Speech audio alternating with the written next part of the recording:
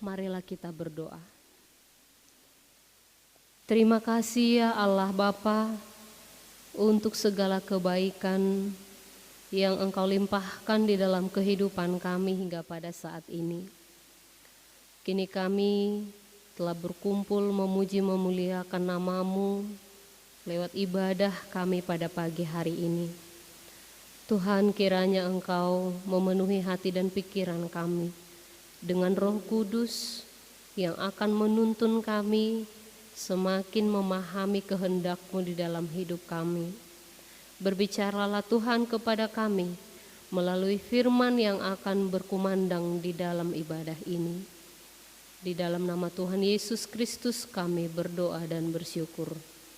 Amin. Shalom. Horas.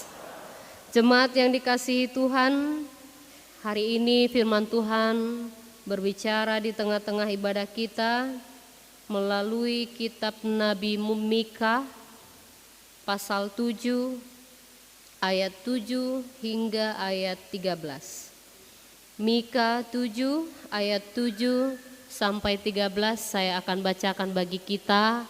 Marilah mengikuti di dalam hati masing-masing. Pengharapan baru bagi Sion. Tetapi aku ini akan menunggu-nunggu Tuhan, akan mengharapkan Allah yang menyelamatkan aku. Allahku akan mendengarkan aku. Janganlah bersukacita atas aku, hai musuhku. Sekalipun aku jatuh, aku akan bangun pula. Sekalipun aku duduk dalam gelap, Tuhan akan menjadi terangku. Aku akan memikul kemarahan Tuhan, sebab aku telah berdosa kepadanya. Sampai Ia memperjuangkan perkaraku dan memberi keadilan kepadaku, membawa aku ke dalam terang, sehingga aku mengalami keadilannya. Musuhku akan melihatnya, dan dengan malu ia akan menutupi mukanya. Dia yang berkata kepadaku, "Di mana Tuhan Allahmu?" Mataku akan memandangi dia. Sekarang ia diinjak-injak seperti lumpur di jalan. Akan datang suatu hari bahwa pagar tembokmu akan dibangun kembali. Pada hari itulah perbatasanmu akan diperluas. Pada hari itu orang akan menghadap engkau dari Asyur sampai Mesir, dari Mesir sampai sungai Efrat, dari laut ke laut, dari gunung ke gunung. Tetapi bumi akan menjadi tandus oleh karena penduduknya, sebagai akibat perbuatan mereka. Demikianlah pembacaan firman Tuhan. Bapak, Ibu, saudara-saudara yang dikasihi Tuhan Yesus Kristus, untuk tetap percaya dan terus membangun harapan seringkali dipandang sebagai hal yang mudah untuk dilakukan. Atau katakanlah saat kita mengapuli orang lain, kita akan berkata, "Tetaplah kuat, kamu pasti bisa melewatinya." Ternyata kata-kata yang diungkapkan tidak segampang saat kita melakukan atau melalui proses demi proses. Ketika sedang merasakan kedamaian dan ketenangan dalam hidup, mungkin kedua hal ini memang mudah dilakukan, bahkan mungkin tidak terasa. Tapi tentu tidak selamanya kita berada dalam ketenangan hidup. Tidak selamanya kita akan merasakan kedamaian dalam hidup, karena suatu waktu kita pasti diperhadapkan atau merasakan pergumulan karena begitu beratnya kehidupan ini. Dalam keadaan atau kondisi yang demikian, apakah mudahkah bagi kita untuk tetap percaya dan berharap hanya pada Tuhan saja? Saudara-saudaraku yang dikasihi Tuhan Yesus Kristus, beratnya kehidupan yang dialami oleh manusia atau pergumulan yang boleh terjadi dalam hidup kita pribadi lepas pribadi, atau yang dialami oleh saudara-saudara kita di berbagai daerah yang menjadi korban bencana alam. Hal-hal yang demikian juga dirasakan oleh bangsa Israel saat mereka undur dari hadapan Tuhan, saat mereka jatuh pada dosa-dosa, saat mereka menghadapi kehancuran karena diserbu oleh bangsa lain. Kesulitan demi kesulitan terjadi di tengah-tengah kehidupan bangsa Israel. Dan pada keadaan itulah Allah mengutus Nabi Mika untuk memperingatkan bangsa Israel yang hidupnya sudah jauh dari Tuhan. Kita bisa baca Amang-Inang di ayat 1 sampai ayat 6, betapa dalam disampaikan di sana keadaan kehidupan bangsa Israel, betapa bobroknya mereka. Kemerosotan akhlak di Israel terjadi. Bahkan di dalam keluarga pun tidak dapat ditemukan damai sejahtera. Sebab anak laki-laki menghina ayahnya, anak perempuan bangkit melawan ibunya, menantu perempuan melawan ibu mertuanya. Musuh orang ialah orang-orang seisi rumahnya. Kalau dalam sebuah daerah, di sebuah kota, bahkan dalam keluarga pun tidak ditemukan lagi damai sejahtera, maka ini adalah sebuah bahaya, ancaman, pergumulan yang sangat berat untuk dilalui. Saudara-saudaraku yang dikasihi Tuhan, Mika adalah seorang nabi yang dipanggil, yang diutus Tuhan untuk memberitakan rahmat Tuhan, untuk mengabarkan kabar baik di tengah-tengah bangsa Israel yang hidupnya jauh daripada Tuhan. Kalau tadi diceritakan di ayat 1 sampai 6 bagaimana keadaan, bagaimana kehidupan bangsa itu semakin menjauh daripada Tuhan, kehancuran Yerusalem terjadi di depan mata, seakan-akan tidak ada lagi harapan untuk bangun dan bangkit kembali. Namun berbeda dengan Nabi Mika. Dia berkata di ayat pertama khotbah kita hari ini, tetapi aku ini akan menunggu-nunggu Tuhan. Ini adalah sebuah pernyataan pengakuan pribadi. Kalau kita mungkin diperhadapkan dalam posisi Nabi Mika, apakah kita sanggup mengatakan hal-hal yang demikian dalam kondisi kehidupan yang sudah hancur berantakan, yang sudah jauh daripada Tuhan? Tapi Mika menunjukkan iman yang berbeda, menunjukkan pribadi kalau ia benar-benar percaya, setia, dan menunggu waktu keadilan Tuhan berpihak kepadanya. Ia yakin suatu saat Tuhan akan menjadikan pemulihan di tengah-tengah bangsa Israel. Mika percaya bahwa Tuhan akan menyelamatkan bangsa Israel, dan dikatakan di ayat 7, Allahku akan mendengarkan aku. Di tengah-tengah kehidupan yang demikian hebatnya, rusaknya, dia berkata masih ada harapan. Tuhan akan memulihkan nanti, Tuhan akan mendengarkan setiap jeritan, Tuhan akan mendengar suaraku.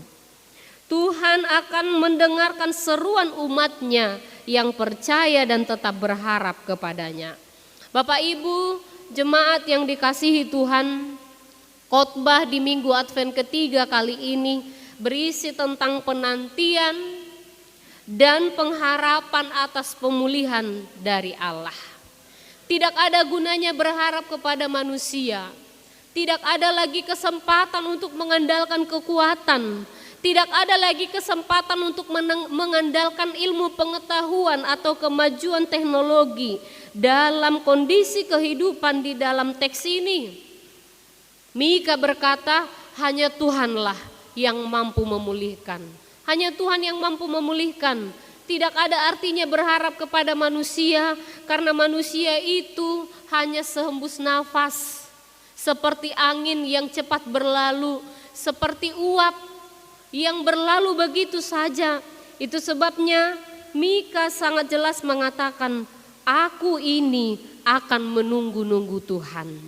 Saudara-saudara yang dikasihi Tuhan Yesus Kristus, Nabi Mika hadir menginspirasi dan menyemangati dari perspektif yang berbeda. Kalau orang-orang di sekitar itu melihat on nama persudani bangsoon, aidang adong beju panghadameon. Di rumah sendiri terjadi pertengkaran, tidak ada lagi ditemukan kedamaian. Inilah akhir dari segalanya. Namun Mika melihat, dia memberi inspirasi, dia memberi semangat dari perspektif yang berbeda. Bahwa dalam keadaan sulit pun ia tetap berharap kepada Tuhan. Sekalipun terjepit jangan langsung menjerit. Sekalipun dihimpit jangan ikut berpikir pici. Sekalipun ditindas dan ditekan jangan cepat berputus asa. Amang Inang melakukan apa yang disampaikan oleh Nabi Mika memang bukan hal yang mudah, tapi ada sebuah harapan bagi kita.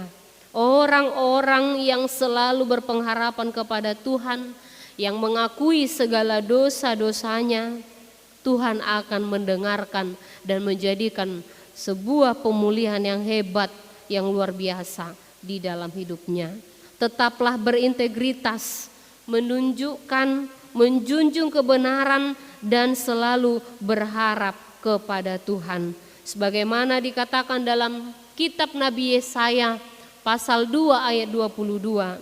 Jangan berharap pada manusia, sebab ia tidak lebih daripada hembusan nafas. Saudaraku yang dikasihi Tuhan, ada beberapa hal yang mau kita lihat dari khotbah pada hari ini. Yang pertama, tentu kita yang hadir pada saat ini datang dari beragam keadaan.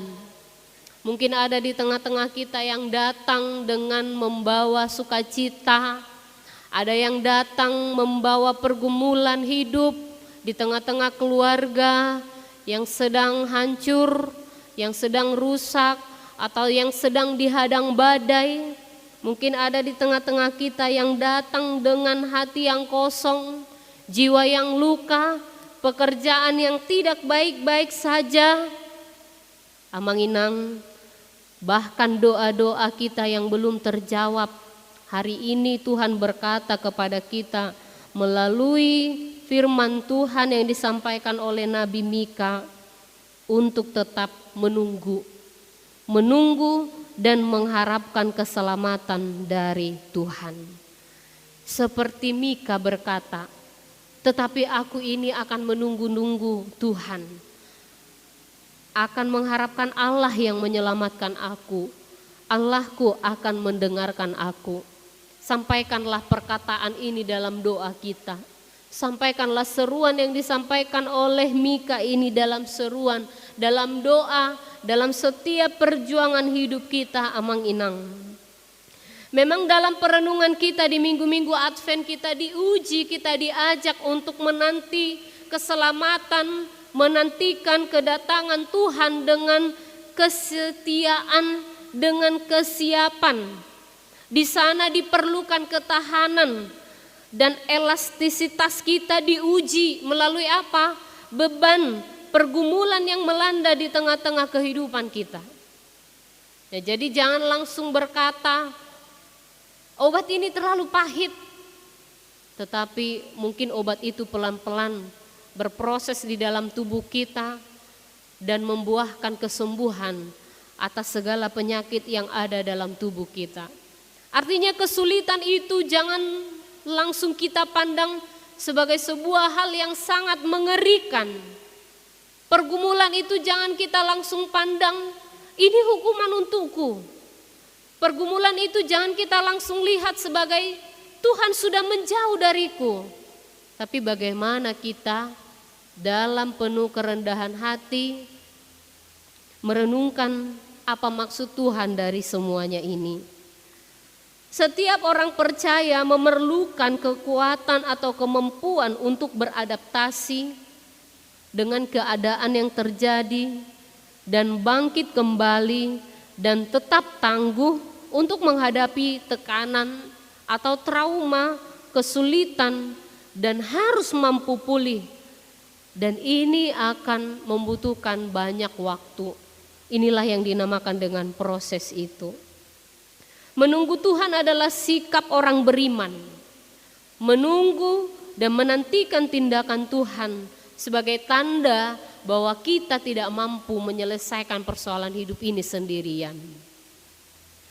Dalam situasi emergensi kita lihat tadi Nabi Mika tetap menantikan Tuhan. Sesulit sehancur itu keadaan bangsa Israel dan Yerusalem, ia mampu berkata, aku akan tetap menanti-nantikan pertolongan Tuhan. Ini menjadi sebuah perenungan, semangat, inspirasi bagi kita. Bagaimana kualitas iman itu terlihat, terbukti bukan saat kita bersuka cita, tapi justru dalam penderitaan. Bagaimana kita tetap bersandar hanya kepada Tuhan dan menunggu keselamatan dari Tuhan. Yang kedua, di ayat 10 dikatakan tadi, musuhku akan melihatnya dan dengan malu ia akan menutup mukanya. Dia yang berkata kepadaku, di mana Tuhan Allahmu? Nah, kini mataku akan memandangi dia. Sekarang ia diinjak-injak seperti lumpur di jalan. Amang-inang yang dikasihi Tuhan, apapun yang membuat kita hancur, apapun yang membuat kita lemah, itu mampu Tuhan kalahkan. Tuhan sangat kuat. Ia sangat kuat, ia bahkan lebih besar dari setiap pergumulan yang kita hadapi di tengah-tengah kehidupan kita. Semua beban yang menimpa kita, di sana kita membutuhkan daya tahan dalam pengharapan kepada Tuhan saja. Nabi Mika tadi berkata musuhnya menertawakan dia. Lawan-lawannya bersorak-sorai melihat dirinya dalam kelemahan. Tapi ini adalah sebuah momen. Kalau Nabi Mika berkata, ia telah melihat musuhnya, ia akan melihat musuhnya diinjak-injak seperti lumpur. Artinya apapun yang membebani kehidupan manusia itu, Tuhan bisa kalahkan dengan kuasanya. Dan ada satu hal yang menarik.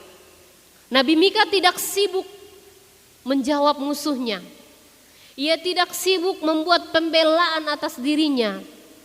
Tapi dia seperti Maria dipahusor-husor di bagasar rohana, ya. Dipahusor-husor di bagasar rohana. Nabi Mika tidak menjawab musuhnya, tapi dia berkonsentrasi bagaimana ia bertahan pada badai dan semua beban yang terjadi.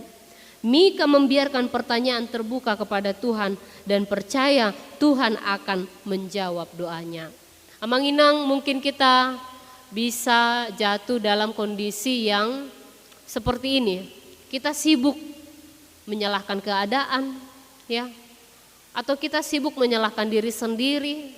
Kita sibuk mencari siapa yang patut disalahkan dengan keadaan ini. Tapi kita lupa untuk fokus bagaimana cara untuk tetap bertahan. Mari kita meneladani Nabi Mika. Ia tidak memilih untuk selalu menjawab musuhnya atau melawan musuhnya, mencari pembelaan atas dirinya. Tapi dia fokus pada tujuannya. Yang terakhir, pemulihan Tuhan akan tiba. Inilah yang menjadi jawaban dari setiap kerinduan kita. Inilah yang menjadi jawaban atas setiap doa-doa kita. Inilah yang menjadi jawaban atas setiap hal yang terjadi dalam kehidupan kita. Apakah pemulihan yang diharapkan oleh Nabi Mika? Kalau kita melihat banyak sekali pemulihan yang diharapkan oleh Nabi Mika. Dalam keseluruhan isi kitab ini, pemulihan yang diharapkan adalah pengampunan dosa, kasih karunia Tuhan, kedamaian, kemakmuran, keselamatan. Dan ini semua terjadi harus didasari dari pertobatan. Ikon ditada do, ikon ditada bangsa Israel do sana. Kita harus menyadari kelemahan keterbatasan kita. Barulah terjadi pemulihan tadi. Kalau kita belum menyadari itu semua, kalau kita belum menyadari kalau kita itu lemah, kita akan sulit bangkit.